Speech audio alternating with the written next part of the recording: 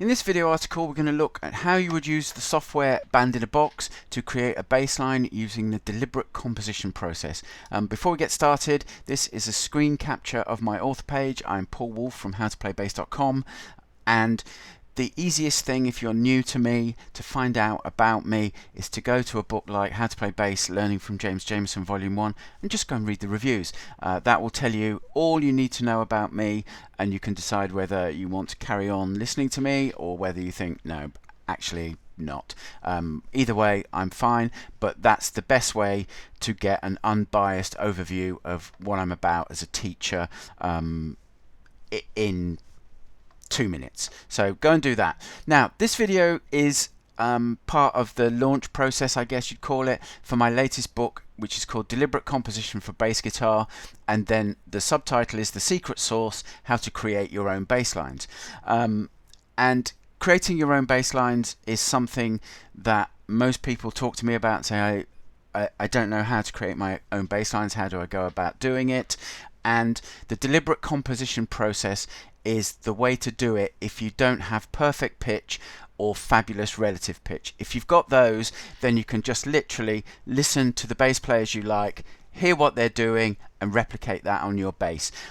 If you don't have that hearing ability, you can't do that, and you have to come at it the other way, which is how I've had to come at it, because I don't have perfect pitch or fabulous relative pitch. It's better than it was because of the amount of time I've spent transcribing, but over the last 15 years I've been transcribing and analysing bass lines from all the greats: Jameson, McCartney, Duck Dunn, Tommy Shannon, Berry Oakley, Geddy Lee, the list goes on, John Paul Jones, the list goes on and on and on. And I've been looking for the common bits of vocabulary that all these players use, and they all have a common vocabulary that they draw from. And in this book, I take some of that basic vocabulary and combine that with a concept called two-chord matrices to show you how you can create bass lines to any chord progression. So do go and check that out. In this video, exactly what we're going to do is I'm going to create a 12-bar blues bass line using this deliberate composition program. I'm going to do it directly into the Band in a Box software. You'll understand why as we go through the video. I'm going to use the two-chord matrix for this chord progression. I've printed it out. It's on page 51 of the book. And just to expand a little bit on two-chord matrices, and this was something that was codified by one of my students. He came up with this concept, so thank you for that, Rick. It's a really useful concept. But basically what it is there are 11 two-chord movements that are found within rock and pop. So we're going to do a C7 blues. So the first two-chord movement is going to be C7 to F7. Those two chord roots move either upwards by a perfect fourth or downwards by a perfect fifth. The next chord movement in the 12-bar blues is F7 to C7, where the two root notes move from F down to C, so that's down a perfect fourth, or if you wanted to go up, it's up a perfect fifth. And the way the two-chord matrix, you won't really be able to see it, but it's like a table, and what I've got is each chord movement, and there are only 4 chord movements in the 12-bar blues, and the devices that work for those chord movements are listed, and as we're going through, I'll pick a device, translate that into notation, and enter it into the software, and you'll see the bass line come to life. I'll also use Band in a Box to audit the line as we go along. You can find more about that pages 65 and 66 of the book. And then finally, I'm going to make 2 layering passes, which is detailed in section 8, more on that. And what I'm going to do is I'm going to start with a quarter note bass line, and then I am going to, the first layering pass will be to turn it into a swing 8th note bass line, and then the second layering pass I'll add some triplets and maybe some connecting devices, possibly some modifying devices in there as well, to just make the bass line a bit more sophisticated. Okay, here we are in Band in a Box, and I'm going to go through the process note by note. So you can see the composition process done. One thing before we get started, you don't have to do your compositions in Band in a Box. You can do them with notation paper. You can do them, if you don't read music, you can use Rhythmic Tab to do them. You can do them in free software like MuseScore. If you've got Guitar Pro, which I think is $30 odd, you can do it in that.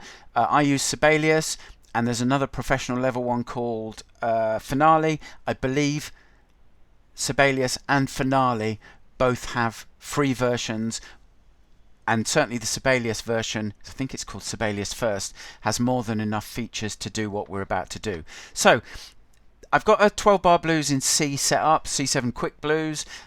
First of all, it's got a style, so let me just check the volume's not too loud. There we go. Let's just have a listen to the style so you can hear the kind of practice style that we're going to be using.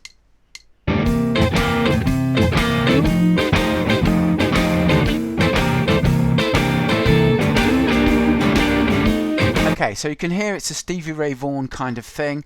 What we're going to do, I've got the bass muted. We're actually going to compose on the melody track, and the reason for that is if you compose on the bass track, which you can do every time you press play, or if you press generate and play, it will wipe off what you've done unless you've frozen the bass line. So that's why I do it on the melody track. And the melody track by default is set to the vibraphone. So the first thing we want to do, I'm going to right click on the melody track. I'm going to scroll down to select MIDI instrument patch. There's a new drop down. Then I'm going to go to select general MIDI patch, and then I'm going to scroll down to 34 Fender bass. So now we've got a bass sound that we're going to compose with. I'm going to whack the volume up for that and drop the volume for everything else, because otherwise it will be inaudible, and when we play it I'll do that. Then what we're going to do is we're going to click notation, and if I use the left arrows on the keypad we get back to the first bars, and that shows you the kind of layout that you see in the notation window. One thing I'm going to do is change an option, transpose options, concert bass clef. So now when I enter some notes, they will go and be entered in to the locations that you would expect to see. So to enter notes, there are some buttons here. This one, I just want to hold and see what there should be a tool text tip that comes up, tells us what that one's called. It doesn't here. This one, editable notation. So that's what we want, and by pressing that you see now we've got a grid with 3 subdivisions for each note. So this is a triplet swing 8th note kind of feel, so that's why there's 3 subdivisions. So if I click here with the mouse, that enters a C note, and if I click here that gives us an F note. I'll just turn those up so you hear the notes as I'm entering them. So what we want to do is, for the first bar, I want to go from that C to that F, and I could have chosen to go down to the F. I'll do that at the end of bar 4 and go down to the low F for bars 5 and 6. So if I look at my, and again, you won't really see that, but it's a 2-chord matrix. It's from page 51 of the book. It gives all the devices that work for the chord change of C7 to F7. So the one that I'm going to pick is, I'm going to pick one that Tommy Shannon uses a lot, root 3/5 chromatic. So in C that's C, E, G is the 5th, and then G flat is the chromatic note. Now I have to actually manually edit that to get the G flat, and you can see Band in a Box does funky stuff with accidentals. If I was writing this out or using Sibelius software, there's no way I would write that note out as an F sharp. It would be a G flat. However, that's one of the things we have to deal with, so we just have to deal with it. Now, for F7 to C7, what I'm going to do is I'm going to use the 8/3/4 chromatic. So we've already got the 8 in. I'm going to put the C in there so we know what our target note is. The 3 is the A, the 4 is B flat, and I will manually edit that in a moment. And you'll see when I do that and edit that note to B flat that Band in a Box puts the correct accidental in for the B natural. So now we've got 2 bars of C7, and in bar 4 we're going to need to go down to F7. So I'm going to play, and the device I've selected is for bar 3 is 8/5 flat 7 chromatic. So the 5th is G, the flat 7 is B flat, and then B natural is the chromatic to get from B flat to C. We'll put that C in. So I just need to manually edit that note and make it a B flat.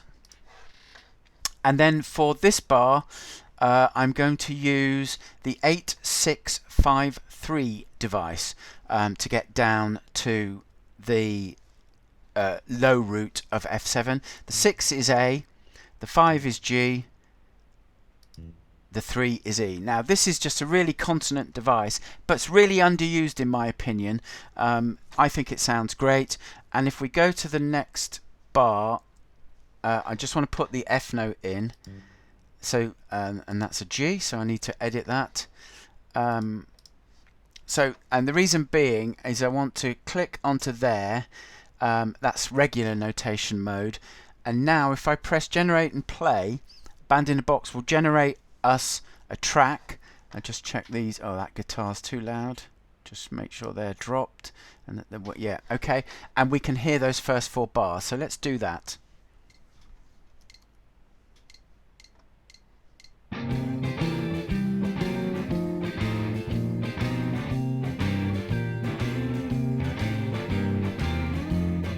Okay, so we can stop there, and what we can hear, although the rhythm isn't great for what we want to achieve, you'll see in the first layering pass, you'll see me change that up with swing 8th notes. But you can hear, and let's just go and play it again, just so you can hear that in each bar the bass line outlines the harmony, or is empathetic with the harmony, and also leads the listener's ear to the next target root note. Even when the chords don't change, we still target the downbeat of C on the downbeat of bar 4 to set that up as if it was a chord change.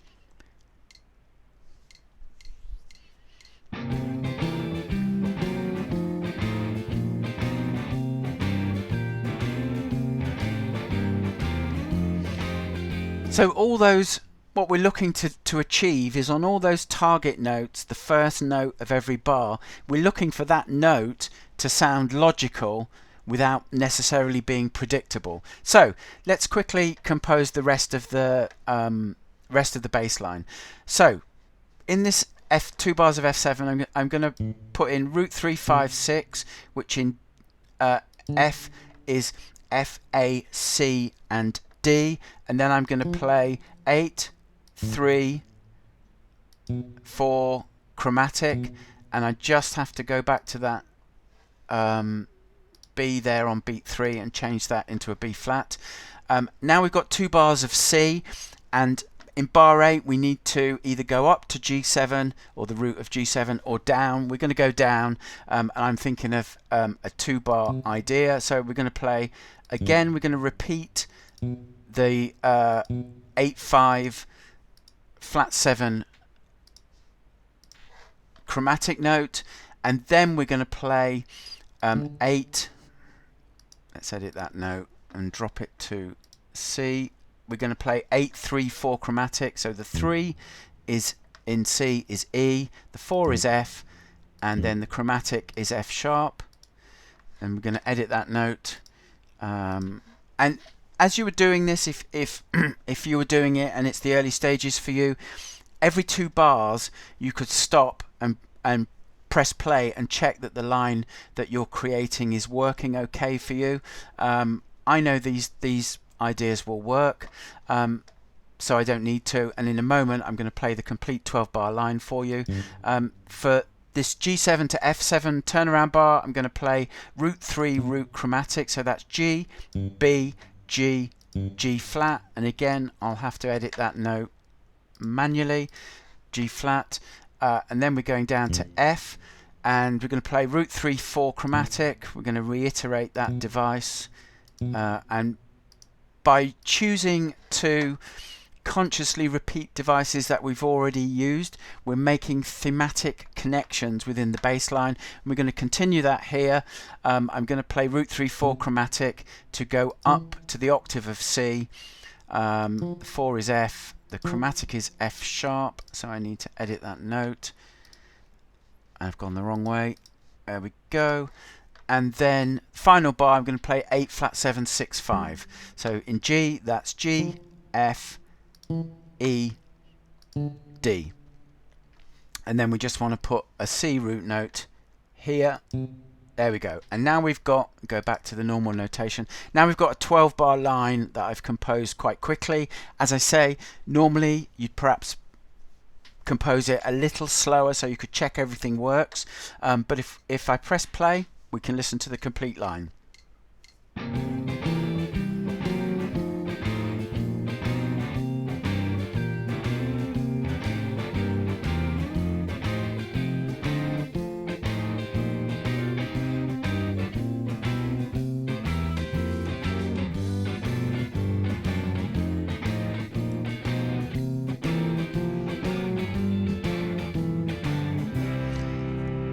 Okay, and that line holds up fine. There's nothing wrong with that line, but that listening to it is like the equivalent of an auditing pass. You're checking everything works okay, and there's one thing that I want to change, so I'm using the left arrow on the keyboard to get back, and it's bar 6 here.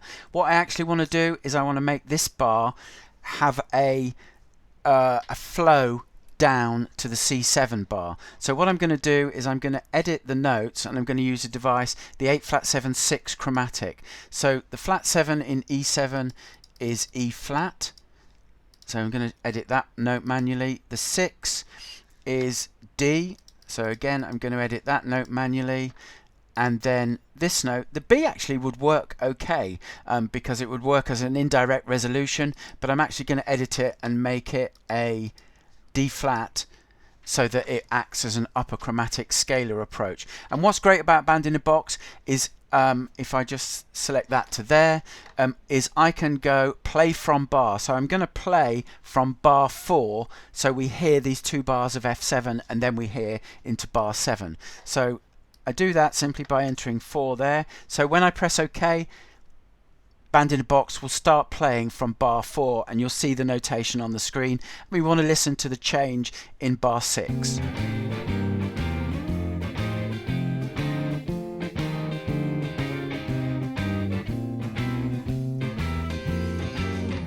And I think that works slightly better. It gives a slightly better flow and contour to the line.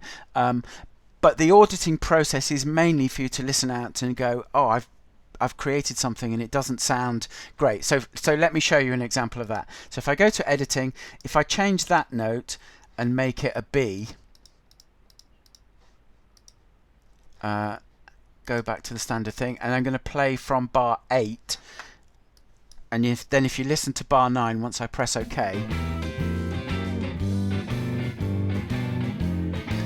so it kind of works in the moment while we're playing on the G7 chord, but what it doesn't do is it doesn't make this F sound logical the way that the note before did, and I'll correct that again back to what it was in a moment. So what I want to do now is the first layering pass, and what I'm going to do is literally, now we've got quarter notes and we're happy with the line, I'm literally just going to add on the back end, not the back end, on the last triplet note of each note, I'm just going to add an 8th note, so this shouldn't take too long. And normally when you're creating lines like this, when you start out, you have to make these layering passes to do stuff. But when you get more proficient, you can be, and there's an interesting difference you need to be aware of. So although we're now creating a swing 8th note bass line, the bass line is still composed in quarter notes, because the quarter note, the device notes last for a quarter note irrespective of what rhythm we're using. So that's a really important delineation that you need to be aware of. Is a lot of, especially in blues rock, a lot of bass lines, although they're played with swing 8th notes and then maybe some triplets and stuff, and we'll see some triplet modifiers in the next pass in a moment, the compositional level that the line is being composed at is actually still quarter notes, even though we're not playing it in quarter notes. So it's a really important distinction that you need to be aware of, and you can see as I'm talking, I'm not concentrating, I'm making little errors, and yes, it is a bit fiddly, but as I say, one of the things that's great about doing this is you can hit play and get let me just swing out of there because I just want to change that, otherwise I pressed the wrong button. There we go, and that affects this. But and this and it never occurred to me to do this directly into Band in a Box until one of my students on one of my early courses, and we're going back to 2011, 2012, really nice guy called Jeff from Oklahoma, hence his nickname of in the forums that we had at the time. He was known as Oklahoma Jeff. He did his first composition straight into Band in a Box and said you can do it straight into Band in a Box, and then you can click play and check if it sounds okay, and if it doesn't, you can just fix it. And it had never occurred to me, so big shout out to Jeff for that. And one of the things about being a teacher is you can learn things from your student, because they say, well, why can't you do that? And you look at it and go, there's no reason why you can't do that, and that's actually really cool, so I'm going to start doing that. So so I learned from my students, and that's the wrong note. No, there's an interesting thing Band in a Box has done there. Same note, G flat is the same note as F sharp, so Band in a Box should put it as F sharp, but it doesn't. Don't understand why it doesn't do that, but sometimes it has these funky things it does with accidentals and stuff. Anyway, so as I was saying, so I learn just as much from interacting with my students as they learn from me, even though I'm sure they don't think they do, that I do rather, but I do. And so I learn little things. This is all based on the concept of the two-chord matrix. I definitely learned that from Rick from Alaska. So if he had a nickname, I guess he'd be Alaskan Rick. But he came up with that concept, and I used it and have extended it and taken it to the nth degree, which is a concept from Billy Sheehan, who's not one of my students. Anyway, now you can see I've worked through it, and we've got a bass line in swing eighth notes. If I press play, we'll now get the bass line, and you hear it's much more authentic now.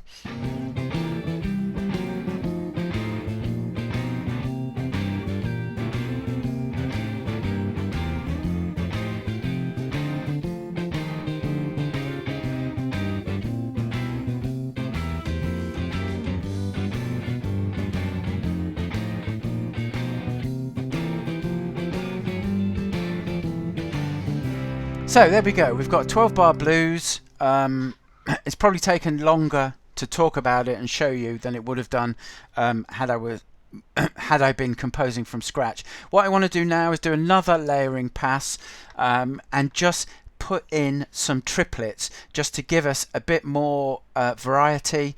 I'm not going to go to town on this and do lots. I'm also going to see if I can throw in some connecting and modifying device notes as well. But so the first one I'm going to do is I'm going to change that note to a C and then put in another F there. So there we've got an 8-8-5 triplet. I'm not going to do any more triplets in the first 4 bars, so let's just scroll along and go to bars 5 to 8. So what can we do here? Okay, so I'm going to put in some modifying devices here, just some little ones, just to vary the sound. These are called root bounces. So what we're doing, I don't want to edit that note, I want to edit that one. What we're doing is we are bouncing back to the root note, and you'll hear what that sounds like in a minute when we play through everything. I'm looking, see what else we're going to do. Okay, I'm going to put in another 8-8-5 triplet here. So we want a C there, and we want to edit that note and make it a G.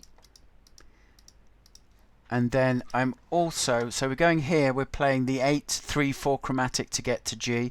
I am going to change these notes to E's, which are the equivalent of the open string. That's called the open string bounce. Tommy Shannon uses the open string bounce a lot, but you can also use it on chords where the open string isn't the root note.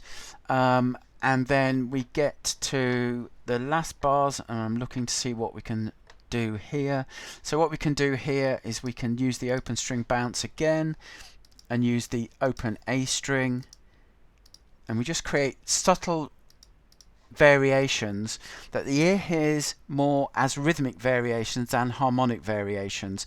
And then the only other thing I'm going to do is I'm going to throw in some more root bounce notes.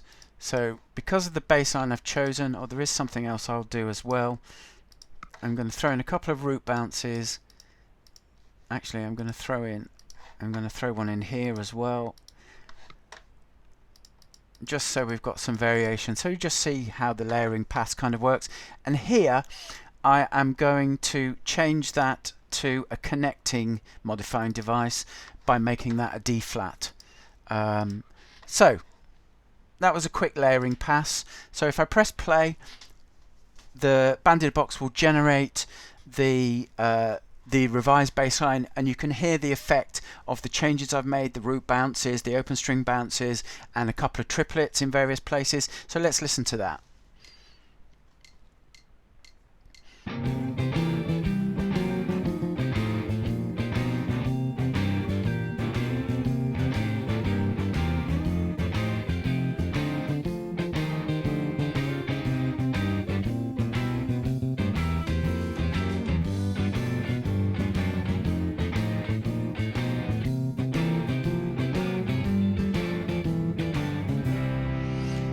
And there's other things you could do. You could put in other triplets as well if you wanted, but that I wanted to show you is how you can create a bass line, go through it. If you're using the two-chord matrix and the principles from the Deliberate Composition book, bass lines like that are within your reach, whatever level you are at as a player. I'm probably mid-level intermediate as a player.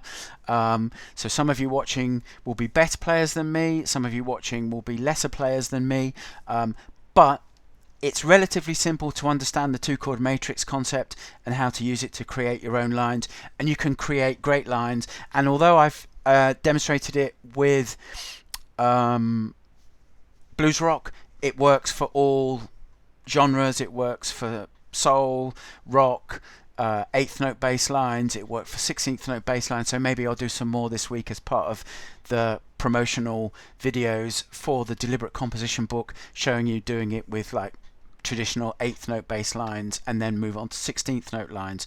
One final thing to show you is, so you've got that bass line, let's just scroll back to the start. So you've got the bass line. If you go, wow, that's really cool, or I want to take that now and work with it further into notation software, for example, and add a tab maybe, you can add tab here. The tab in Band in a Box is even funkier than the accidentals. So if you go up here to this button which says .mid, if I click that, that gives you the option to create a MIDI file. And if you're going to do that, my advice is you solo the melody track so it only creates a MIDI file of that. The other thing you can do is you can print out your bass line direct from Band in a Box by clicking that button, and then you could go to print and it'll give you the print option, so you could just print that out. Personally, I prefer, if I'm going to print stuff out, I prefer to do it from Sibelius, because again, the Band in a Box print options aren't as flexible because it's not designed as a notation printing software. We're just using it to create bass lines from. So that's how you would use the two-chord matrix with a chord progression to create a bass line in Band in a Box. So let's go back to the presentation and just close this video out. So when you understand how the two-chord matrix works with devices and specific two-chord movements, it's just about impossible to create a bass line that doesn't work.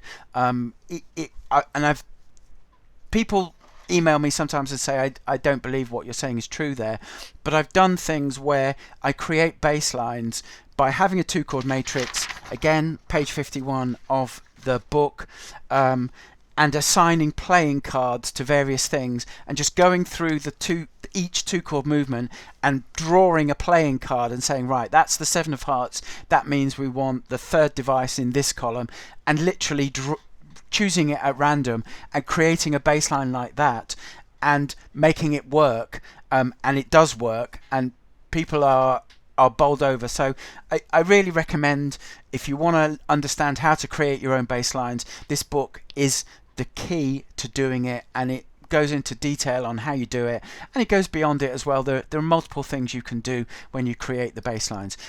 Anyway, you can start off simply, as I've done, with quarter notes.